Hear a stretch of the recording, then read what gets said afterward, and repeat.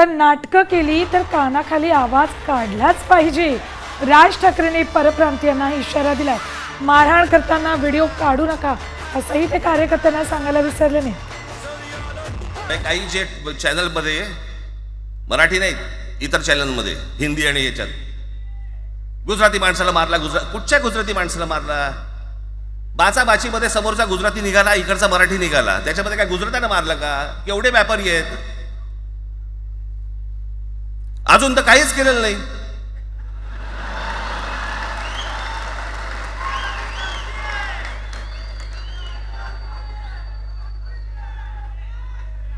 अर्थात त्यांना मराठी आली पाहिजे याच्याबद्दल वाद नाही.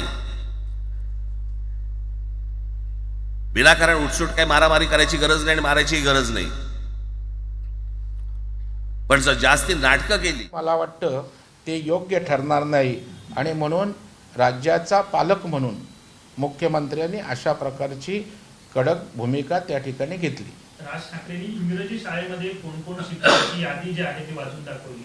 तर तेव्हा उद्धव ठाकरे त्यांच्या भाषणात असं म्हणाले की मोदी कुठल्या शाळेत शिकले हे आता जाहीर करावं लागेल. नाही, मला वाटतं भाषणामध्ये काही राजकीय विचार दिला असता, मराठी माणसांच्या हितासाठी 4 गोष्टी कशा करणार आहोत त्याचा काही ॲक्शन प्लॅन दिला असता तर मला वाटतं महाराष्ट्रातल्या मराठी माणसाला आनंद झाला असता. फक्त देवेंद्र फडणवीसांच्या विषयी कावीळ झालेली त्यांना दिसली, असूया दिसली.